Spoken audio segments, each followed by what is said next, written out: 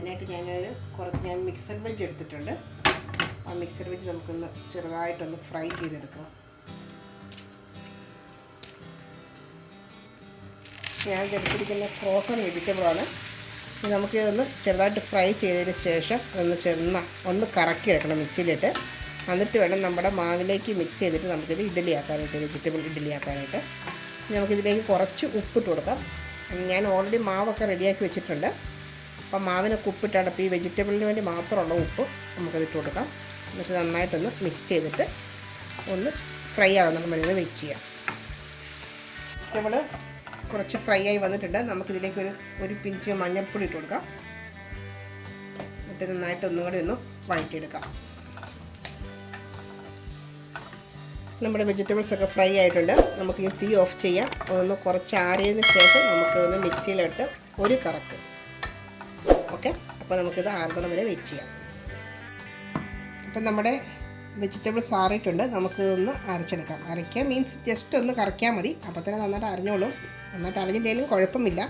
കാരണം ഇതിനകത്ത് നമ്മുടെ ഇതുണ്ട്, ചോളമുണ്ട്. ചോളം ഒന്നും അല്ലെങ്കിൽ നമുക്ക് കടിക്കുമെന്ന് അറിഞ്ഞില്ലെങ്കിൽ, അതുകൊണ്ടാണ്. അപ്പോൾ നമുക്കൊന്ന് കറക്കിയെടുക്കാം.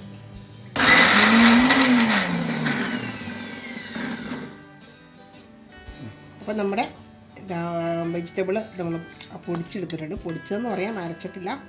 അപ്പോൾ നമുക്കിനി ഇത് നമ്മുടെ ഇഡ്ഡലി മാവിലേക്ക് മിക്സ് ചെയ്ത് കൊടുക്കാം. അപ്പം നമ്മുടെ ഇഡ്ഡലി മാവ് ഞാനത് ഇന്നലെ അരച്ച് വെച്ചതാണ്. അപ്പോൾ അതിൽ നിന്ന് കുറച്ചാണ് എടുത്തിരിക്കുന്നത്. ഇതിൽ നമ്മുടെ ഇതുകൊണ്ട് മിക്സ് ചെയ്യാൻ വേണ്ടിയിട്ട് വെജിറ്റബിൾ നമുക്ക് നന്നായിട്ട് ഇതുമായിട്ടൊന്ന് യോജിപ്പിക്കണം.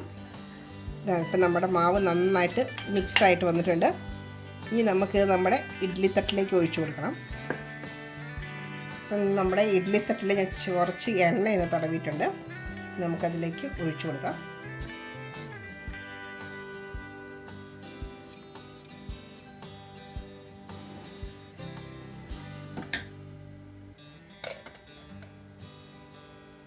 ഒരു തട്ടും കൂടി ഉണ്ട്, അതിലും കൂടി ഒഴിച്ചിട്ട് നമുക്കിത് ആവി കയറ്റാൻ വെക്കാം.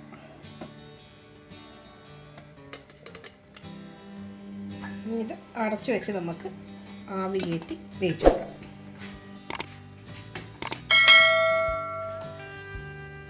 നമുക്ക് ഒരു മീഡിയം ഫ്ലെയിമിലിട്ട് ഇതൊന്ന് വേവിച്ചെടുക്കാം. അപ്പം നമ്മുടെ ഇഡ്ഡലി റെഡി ആയിട്ടുണ്ട്. നന്നായിട്ട് ഇത് പൊങ്ങി വന്നിട്ടുണ്ട്.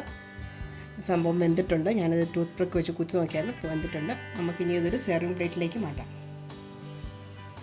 അപ്പോൾ നമ്മുടെ വെജിറ്റബിൾ ഇഡ്ഡലി റെഡി ആയിട്ടുണ്ട്. ഇത് നമ്മുടെ ഈ പച്ചക്കറി കഴിക്കാൻ മടിയുള്ള പിള്ളേർക്കൊക്കെ ഇങ്ങനെ ഉണ്ടാക്കി കൊടുക്കുകയാണെങ്കിൽ നല്ലതാണ്. കുട്ടികൾക്കൊക്കെ നന്നായിട്ട് ഇഷ്ടപ്പെടും. കാരണം ക്യാരറ്റൊക്കെ ഉള്ളതുകൊണ്ട് ചെറിയൊരു മധുരമുണ്ട്. അപ്പം ഇതിനെ സാമ്പാറും കൂട്ടി കഴിക്കാം, അല്ലെങ്കിൽ ചുമ്മാ വേണമെങ്കിലും കഴിക്കാം. കറിയില്ലെങ്കിലും കുഴപ്പമില്ല. കൊണ്ട് നല്ല പെർഫെക്റ്റായിട്ട് വന്നിട്ടുണ്ട്. എല്ലാവരും ഒന്ന് ട്രൈ ചെയ്ത് നോക്കുക. കഴിക്കാൻ നല്ല ടേസ്റ്റാണ്. ഇഷ്ടമായ ചാനൽ സബ്സ്ക്രൈബ് ചെയ്യാൻ മറക്കരുത്. Thank you.